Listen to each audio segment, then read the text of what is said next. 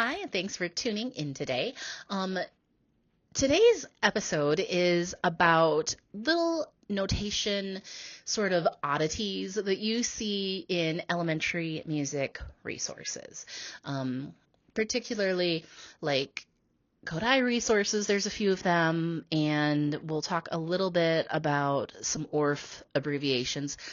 And the reason I thought we'd go over these briefly is because they appear in a lot of things if you're working on lesson plans or curriculum kind of for these first few weeks of school, especially if you're a newer teacher or if you've just not experienced some of these before. They are they appear frequently and they're nice little time savers, but I know that they're not always introduced in elementary music methods courses, so I thought we'd talk about them a little bit. So first is do clef. Do clef you see mostly in Kodai resources, and it's this horizontal line with these two little sort of like L-shaped pieces next to it. And what those little, like the horizontal lines of the L's, they signify what line or space do is on. So if they're around the line, kind of like pointing where the line is between them, then that line is do. And if the two lines are both pointing into a space, then the space is do. One of the reasons this is used widely is because Kodai doesn't really teach flats and sharps until much later in the sequence, where it makes sense to. And a lot of the songs notated that you'll see are either done in F, G, or C, and this is because it sort of eliminates the need for sharps and flats in the sequence until much later.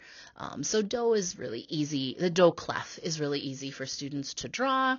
It's really easy for them to just say, okay, that's do. I know where mi is in relation to this. I know where, re is, because that's part of like how you introduce each solfege note is you're saying, okay, well, this is so, and so is on this space. So mi is on the space below, or, la is on the line above so if so is in the space. And so you do kind of teach that sort of relationship. So for them, this becomes very easy, and it's a very quick way to reference that for your students.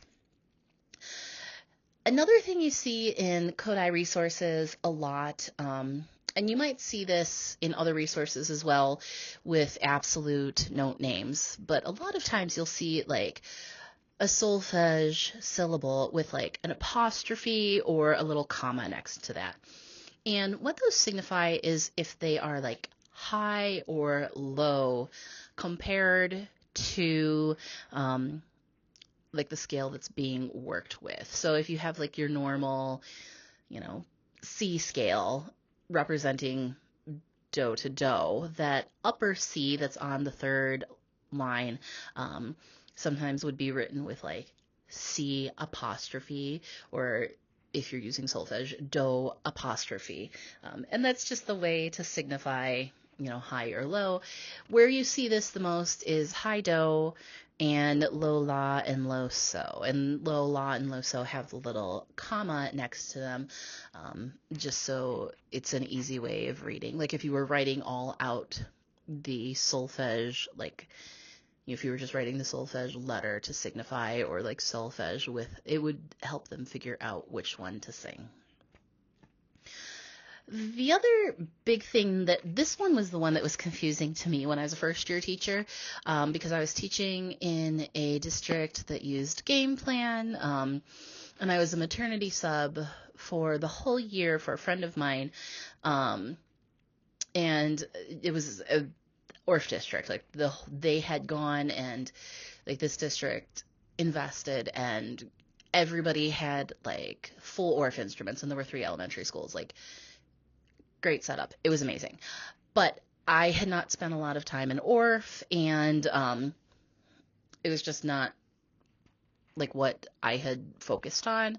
Not that there's much focus sometimes on elementary methods in college, but I had taken like an intro to Kodai course. So it was just not something I'd spent time with yet. So what these are is like you'll see abbreviations of like SG, AX, BX, AM. And so the first letter is soprano, alto, or bass, so SAB, which makes sense. And then the X, the G, the M, those signify xylophone, metallophone, or glockenspiel. So that's kind of like how you decipher what instruments. So if you're looking at an Orff arrangement and you see all of these little like SG, SX, AM, it helps you know what instrument that part is supposed to be played on. And then you'll also have abbreviations for on-pitched percussion, but those are a little more familiar looking, and they're kind of, like WB, woodblock. A lot of times, like the resource will tell you what other instruments you might need, where the Orff instrument abbreviations are kind of assumed that you know that. So that's what that one is. Now, the last notation thing that you're going to see is stick notation. And stick notation is essentially where you've eliminated the note heads, except for like half note, dotted half note, whole note, because you can't eliminate the note head for rhythm purposes. And it just uses the line and the bar, or dot if a dot is there, to signify rhythm. And there's a couple reasons that you want to use this. First of all, it's less visually cluttering. It's nicer if your students are trying to read and decipher, and they can kind of just like look at the stick and say, oh, okay, it's just this, especially like when you're in like ticka ticka or the 16th note, 8th note patterns. It's just less to look at and have to see. If they're doing a writing activity, it actually moves quite a bit faster because they're not trying to get the lines and spaces like exactly lined up with their note head, which obviously there's a time and place for that. But if you're working solely on rhythm, they don't need to have to worry about that. Especially because they're not putting, the solfege in if they're doing solely a rhythm activity. And you don't even have to use a staff for that purpose either. And the other thing here that I really like about this is it helps solidify what part of the notes do what. Because if you look at a note, like there's the solfege part and then there's the rhythm part. There's two different things going on. So it really helps students solidify like one part is one and one part's the other. So I'm a huge fan of stick notation. That being said, I think there are a few things to keep in mind with it. Is one, you want to make sure your students are still getting exposed to regular notation. They still have to practice writing it, especially when you're doing an activity where they're, doing the rhythm and the solfege. Make sure that like all of the standards for like how a note's supposed to look are being taught. And things. And I think it's important that they see regular notation as well. But something to keep in mind is that there are lots of other notation systems out there besides what we use with Western classical. Like, for instance, there's like shape notes, and different cultures have kind of different ways of notating things. So it's just kind of like another way of saying this is just a different tool that we can use in our classroom. And I think that that's important because the end goal is still the same. Now, that was kind of my overview of the little sort of like what's that in notation sort of things that you'll run into in elementary music resources.